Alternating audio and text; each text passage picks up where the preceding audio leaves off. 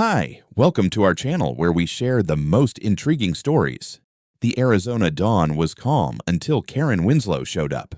I'd built my ranch for peace and silence, but my HOA-obsessed neighbor had other plans, hijacking my land for her daughter's perfect wedding. She thought I'd say yes. She was wrong, and my pigeons were ready for war. I woke up to the crisp air of an early spring morning, the kind that still carries a bite of winter but promises warmer days ahead. From the porch of my ranch, I could see the sun sliding over the ridges of the canyon, painting the sky in shades of orange and gold. 12 acres of my own land stretched out in every direction, a mix of wild grass, old oaks, and the open field I had worked hard to keep as close to its natural beauty as possible. Out here in the mountains of Arizona, I valued silence more than anything. No traffic noise, no HOA nonsense, just me, the wind, and the low cooing of my pigeons from the loft near the barn.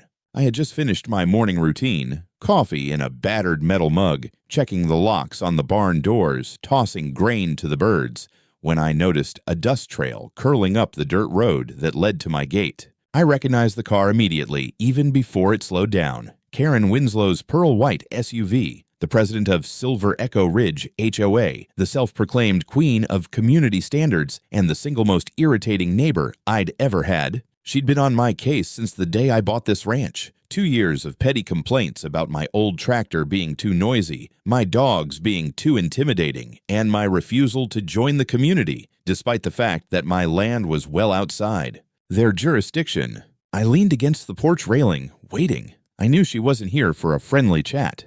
The SUV rolled to a stop, and Karen stepped out with her usual flair, a sharp beige suit, a clipboard tucked under one arm, and that smug smile she used when she thought she had the upper hand. "Garrett, good morning," she chirped, as if we were the best of friends. I didn't answer, just nodded and waited for her to get to the point.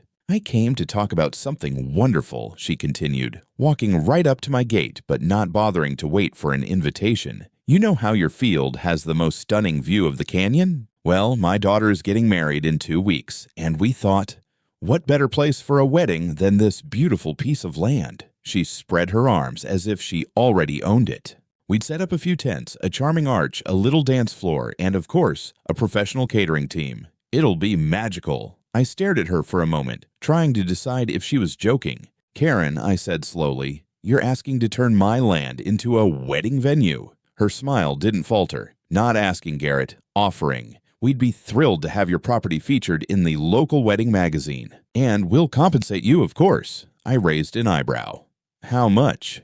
She straightened her clipboard and said, as if it was a fortune, $200, and a full-page mention in the community newsletter. Imagine, the majestic Mason Ranch, the pride of Silver Echo Ridge. She looked at me like I should be falling over myself with gratitude. I let out a short laugh. $200? Karen, I wouldn't let strangers trample my field for $2,000, let alone your magazine nonsense. And in case you forgot, I'm not part of your HOA. I don't owe Silver Echo Ridge a damn thing." Her smile tightened, and for a moment I could see the annoyance boiling under her perfect makeup. "Garrett, think about the goodwill this could bring. It's not just about you. It's about community spirit. We've all worked hard to keep this area looking beautiful, and this would be a way for you to give back." I crossed my arms and took a step closer.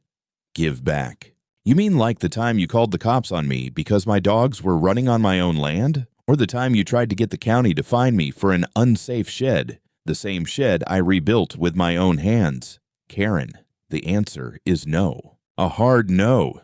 She bristled at that, her hands tightening on the clipboard. "You're being unreasonable. This could be the event of the year. My daughter deserves a perfect day." I shook my head. "Then rent a proper venue. I'm not lending out my ranch for your HOA circus, especially not after all the trouble you've caused me." There was a pause, and for a second, I thought she might start yelling. Instead, she plastered that fake smile back on and said, in a tone sweet as vinegar, "You'll regret this, Garrett. Sometimes it's better to work with your neighbors than against them."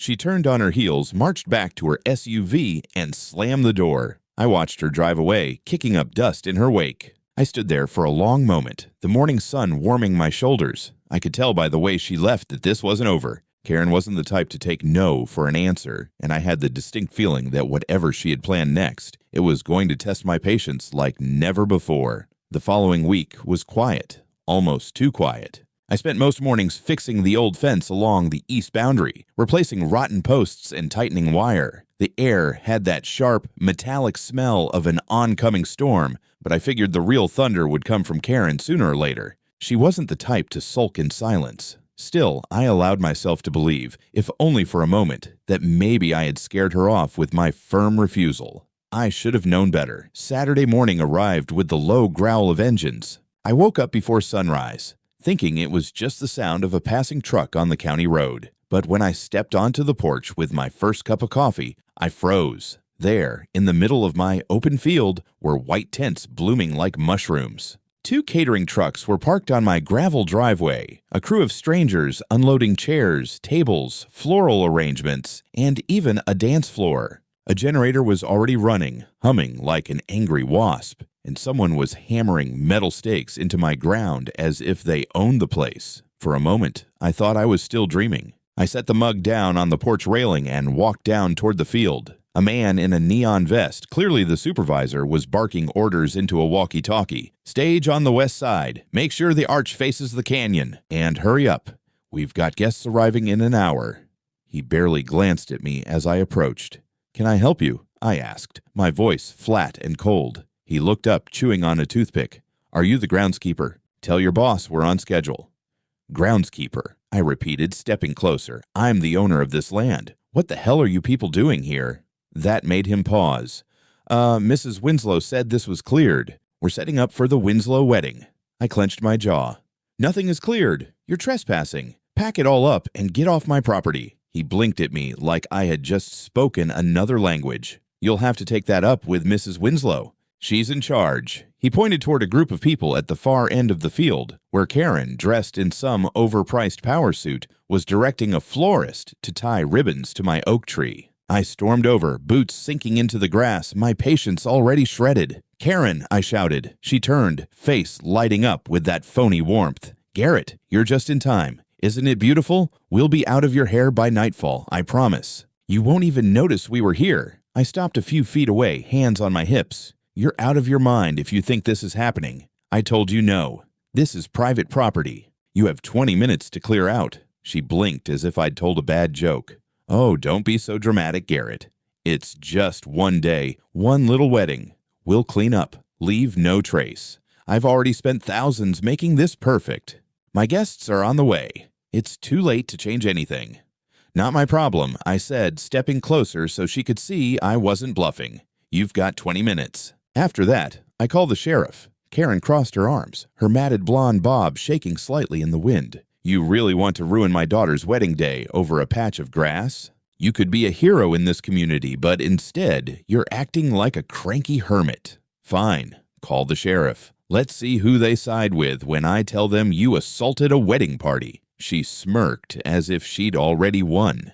Behind her, a van full of guests pulled up, men in tuxedos and women in pastel dresses stepping out with champagne flutes. They waved cheerily, assuming I was some kind of friendly caretaker. "Hey, Garrett! Thanks for letting us use your land," someone shouted. My blood boiled. "Nobody asked me," I muttered. Karen ignored me, raising her voice like a stage director. "Everyone, we're on schedule. Ceremony in an hour. Make yourselves at home." I turned and walked back toward the barn, fists clenched so tight my knuckles ached. 20 minutes, I'd said.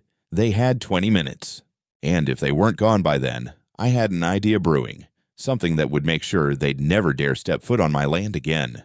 I walked back into my barn, the hum of the generator and the chirpy wedding chatter fading behind me, replaced by the cool, dusty quiet of my sanctuary. My pigeons stirred in their loft, cooing softly as if they sensed my irritation. I leaned against the workbench, staring at the tools and ropes, letting the anger settle into something sharp and deliberate. 20 minutes had come and gone. Karen and her army of florists and caterers hadn't moved an inch. They thought I was bluffing.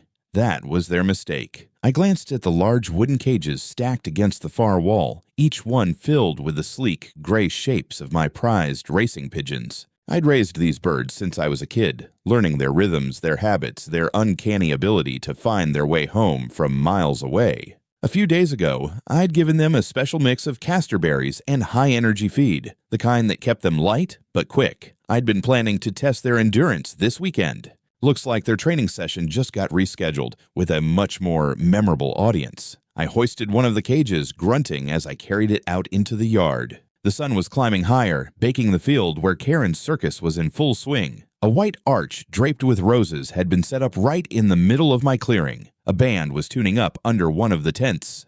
People in pastel dresses and tailored suits milled about, sipping mimosas and snapping selfies. They looked like they'd stepped straight out of a wedding catalog. None of them gave me more than a passing glance. To them, I was invisible, just some grumpy man in boots, pacing his own land like a trespasser. Karen spotted me from across the field and called out with a bright, fake smile, "Oh, Garrett, come join us." "The ceremony's about to start." I didn't answer. I set the first cage down on my porch and went back for the others. By the time I returned, I had 4 crates lined up, each one trembling with the restless wings of a couple dozen birds. The guests didn't even seem to notice. They were too busy taking pictures of the canyon backdrop, oohing and eyeing over the perfect venue. If only they knew what was about to rain down on their parade. I waited, leaning against the porch post, watching the show unfold. The music swelled, some sentimental piano piece, and the bride appeared, dressed head to toe in a white gown that probably cost more than my pickup truck.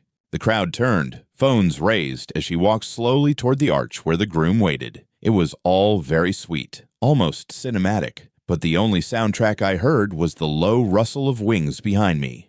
"All right, boys," I muttered, unlatching the first cage. The pigeons burst into the sky with a flurry of feathers circling above the field. I released the others one by one until the air above the wedding looked like a rolling gray storm cloud. Heads tilted upward, phones went from recording the bride to filming the unexpected air show. Karen's smile faltered when she saw me standing on the porch, hand raised like a conductor ready to cue his orchestra. And then it happened. The birds swooped low, gliding over the arch, over the tables laid out with champagne glasses and neat rows of canapes. And just as I'd planned, they began to lighten their load, so to speak. The first wave hit the catering table, a splatter of white and green mess across the perfectly arranged hors d'oeuvres. The second wave targeted the guests, leaving blotches on dresses and tuxedos.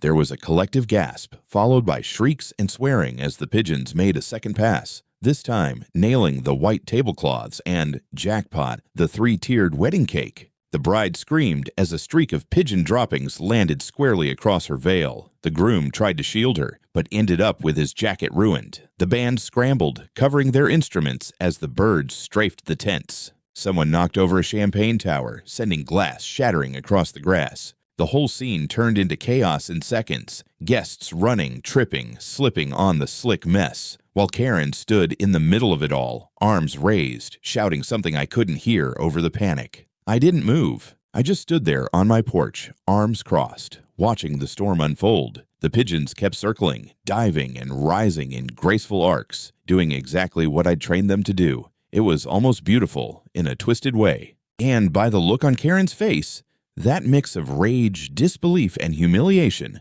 I knew this was a moment she'd never forget. The field looked like a battlefield after a food fight, with guests fleeing in all directions, clutching their stained clothes as if the sky itself had betrayed them. By the time the pigeons had finished their performance and returned to their loft, the wedding was a complete disaster. The cake was a pile of collapsed tears, the band was packing up dripping equipment, and the guests were muttering about filthy animals and unbelievable conditions. Karen was standing in the middle of it all, her beige suit streaked with white and green, her hair sticking out in clumps like a fried bird's nest. She spotted me on the porch and pointed an accusing finger. "You're finished, Garrett Mason. Do you hear me? Finished!" I didn't bother responding. I just leaned against the railing with a half smile and watched as they scrambled to gather what was left of their celebration. Within an hour, the field was mostly clear except for the mess they left behind. Trampled grass, half-buried ribbons, and greasy paper plates. By evening, I was hosing down the area like a crime scene cleanup crew. I knew Karen wouldn't let this go. She was the type to turn a humiliation into a crusade. And sure enough, the next morning, my phone buzzed with a call from the sheriff's office. Deputy Cole arrived around noon, a tall, weathered man I'd met a few times at county fairs. He stepped out of his cruiser with a calm look, clipboard in hand. "Garrett," he said, adjusting his hat, "we got a complaint about some aerial sabotage during a private event on your property yesterday." I raised an eyebrow. "Sabotage? You mean my pigeons?" He nodded, lips twitching like he was trying not to smile. "Karen Winslow claims you launched a biological attack on her daughter's wedding. She's demanding you be charged with animal endangerment and property damage." I chuckled, motioning for him to follow me to the barn. "Animal endangerment? These birds are pampered athletes. They just had a flight day. On my land, I might add." I pulled out a folder with all the documentation I had meticulously kept: state registration of my pigeon loft, vaccination records, and even my racing certificates. Cole flipped through the papers and whistled. "Looks legit to me. She's also saying you refused to cooperate when they lawfully rented your property." I pointed toward the edge of the field where the fence stood. "See that? Private property signs every 20 feet. She never asked. She just invaded. I've got it all on camera." I led him inside my house and pulled up the footage from my drone, which I'd set to record when I saw the first trucks arrive. The screen showed Karen's crew unloading tents, ignoring me as I told them to leave, and then proceeding with the ceremony despite my warnings. Cole watched, nodding slowly. "Well, that settles that. There's no crime here, Garrett. In fact, if anyone's got a legal complaint, it's you." "Good," I said, "because I'm filing one." I handed him another folder, photos of the damaged ground, broken flower beds near the oak trees, and leftover trash scattered across the field. "Trespassing, unauthorized use of land, and property damage. She's going to pay for this circus." Cole smirked, tucking his notes into the clipboard. "You always were a stubborn son of a gun, Garrett. I'll have the report ready by tomorrow." Karen must have been lurking somewhere, because as soon as Cole drove off, her SUV rolled up my driveway like a storm cloud. She jumped out still looking ragged from yesterday's disaster, but with fresh determination burning in her eyes. "You think this is funny?" she shouted, stomping toward me. "You ruined my daughter's wedding. People are talking about it all over town. I could sue you for emotional distress." I held up my phone and tapped the screen, which displayed a still from the drone footage of her crew ignoring me. "You can try, but this video says otherwise. You trespassed, Karen. You broke the law. And I'm done being your punching bag." She faltered for a moment, then sneered. "You don't know who you're dealing with. I run this community, Garrett. People listen to me. You think your little pigeon stunt makes you some kind of hero? You'll regret this." I didn't answer. I simply took a step closer and said quietly, "Get off my land before I call Cole back and have him escort you out in handcuffs." Karen glared at me, her face twisting with frustration, but she must have seen that I wasn't bluffing. She stomped back to her SUV, tires screeching as she tore down my driveway. I watched her go, knowing full well this was far from over. If Karen was angry before, now she was humiliated, and humiliation was like gasoline to her fire. The news spread through Silver Echo Ridge like wildfire. By Monday, my phone was buzzing with calls from neighbors I barely knew, each one curious about the wedding fiasco. Apparently, Karen had tried to spin the story, claiming I had gone feral and intentionally destroyed a community event out of spite. But her version fell apart faster than her catering table when people learned that the HOA's funds, their HOA's funds, had paid for her daughter's extravagant wedding setup. The moment the word got out, it was like watching a dam break. On Tuesday evening, I got an unexpected knock on my door. It was Tom Brewer, one of the few residents of Silver Echo Ridge I could actually stand. He was a retired firefighter, built like a wall and with a permanent sunburn that made him look like he'd just walked out of a desert. He removed his hat nervously and said, "Garrett, you might want to hear this. There's a HOA meeting tomorrow night. Karen's trying to cover her tracks, but people are furious. They want answers about where the community money went." He gave me a sly grin. "You should come. Bring that drone footage of yours. Folks need to see what really happened." I mulled it over. The last thing I wanted was to spend an evening surrounded by Karen's clique of self-important neighbors, but the thought of exposing her in front of everyone was too tempting to pass up. "I'll be there," I said, "and I'll bring more than just footage." The next night, I rolled up to the HOA clubhouse in my beat-up Ford pickup, a flash drive in my pocket, and my lawyer, Ellen Vargas, on speed dial. The place was packed. Homeowners lined the walls, murmuring like a restless jury. Karen was already at the front, standing behind a polished wooden podium as if she were queen of some suburban court. She wore a deep green blazer this time, probably hoping to distract from the lingering rumor that she'd been seen screaming and covered in pigeon droppings 2 days earlier. She was mid-speech when I walked in. And while the incident with Mr. Mason's pets was unfortunate, I assure you that the community funds were used for the benefit of all. The wedding was meant to bring us together, to showcase our beautiful area, and to— She stopped when she saw me. Her face tightened like a vice.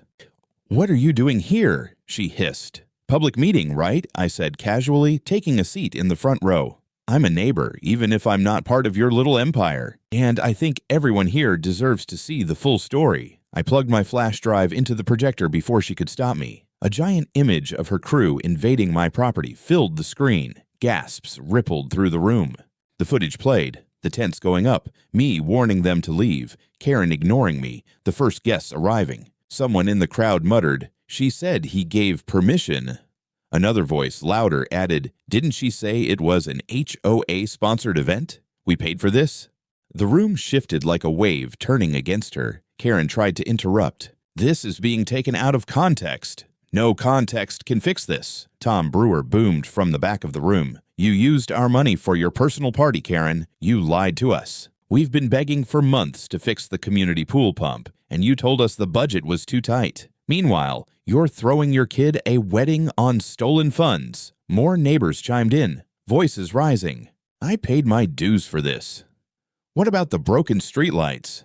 "You told us Garrett's field was public land." Karen was drowning in the noise, sputtering and waving her hands like a politician caught red-handed. I leaned back in my chair, arms folded, enjoying the show. Then Tom stepped forward. "I'm calling for a vote to remove Karen Winslow as HOA president, effective immediately." The room erupted in cheers and shouts of agreement. Karen's face went pale, then flushed red as she tried to protest. "You can't do this to me. I built this community. But nobody was listening. Hands shot up around the room like a forest of middle fingers aimed at her reign. By the end of the meeting, Karen had stormed out, slamming the clubhouse door so hard the windows rattled. As for me, I walked out to my truck, feeling like I'd just scored the winning touchdown in a championship game. I wasn't done with her, not by a long shot. But this was a victory worth savoring. The fallout from that HOA meeting was swift and brutal. By the next morning, Karen's pristine reputation had crumbled like stale pie crust.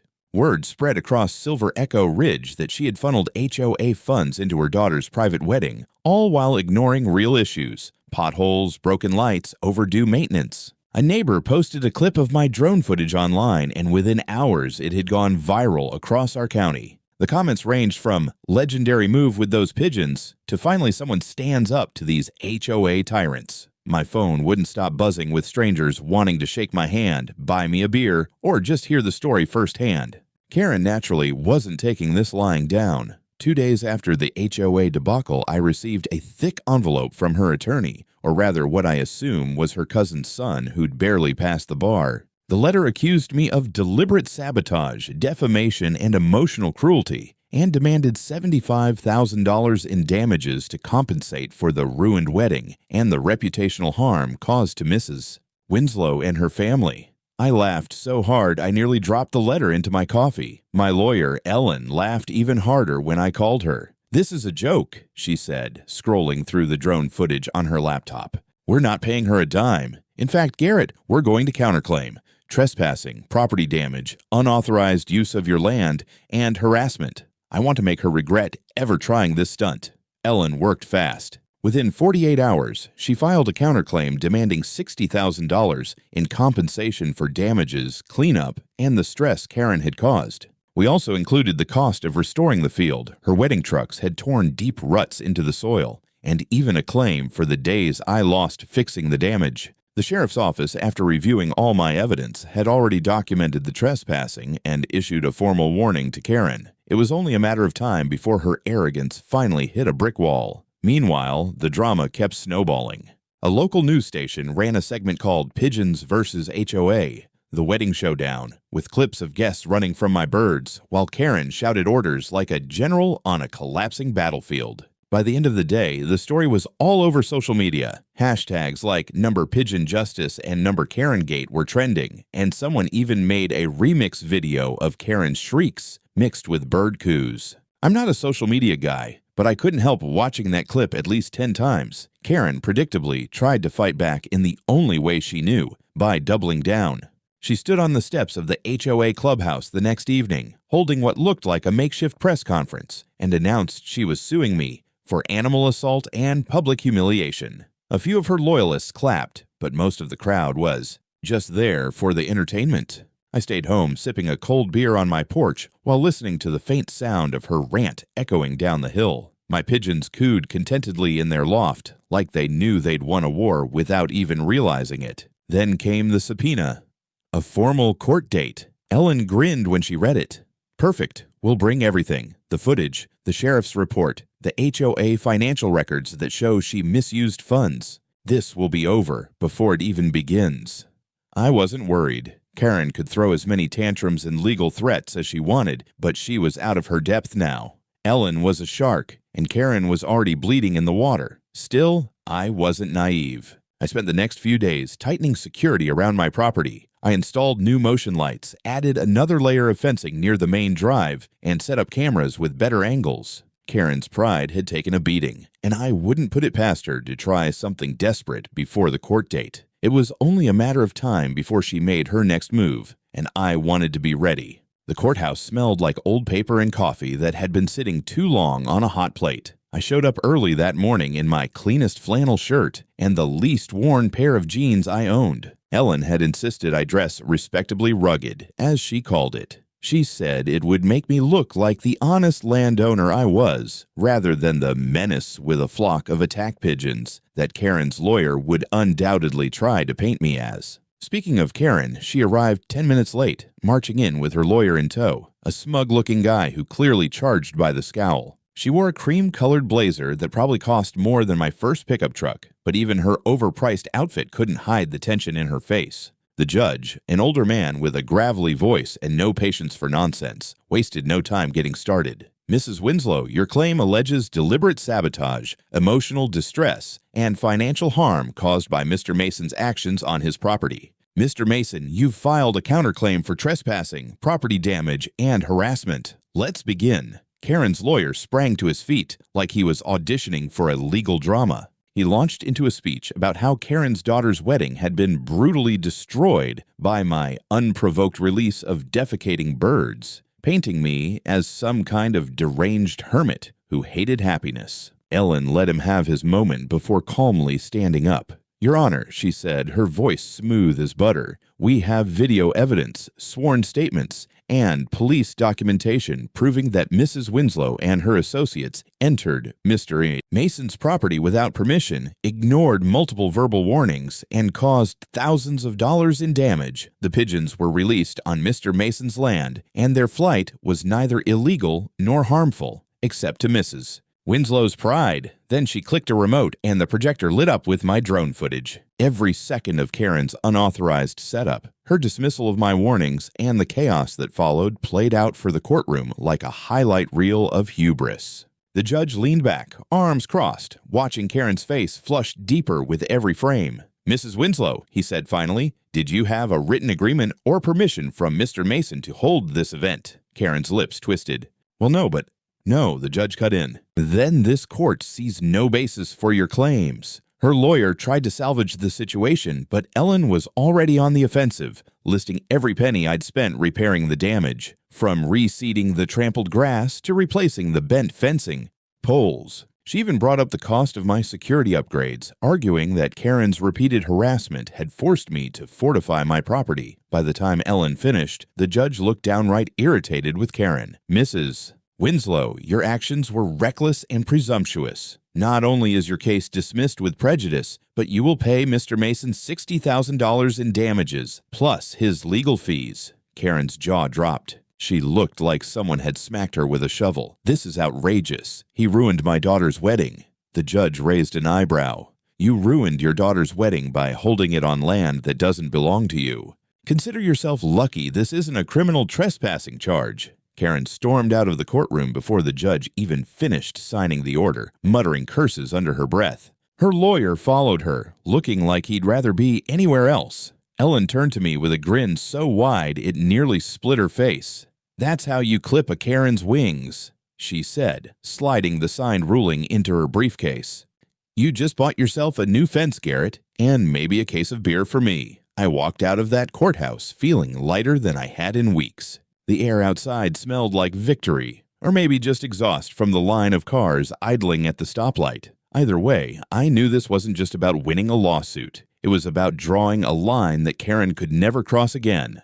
As I drove home, I could already imagine her trying to spin the loss, blaming everyone but herself. But for once, I didn't care. She'd been silenced where it mattered most, in front of a judge who didn't buy her nonsense. The next few weeks were the quietest I'd experienced since moving to the ranch. The HOA, once a constant source of irritation, had gone eerily silent. With Karen booted from her throne and the court ruling hanging over her like a storm cloud, there was no one left to meddle in my business.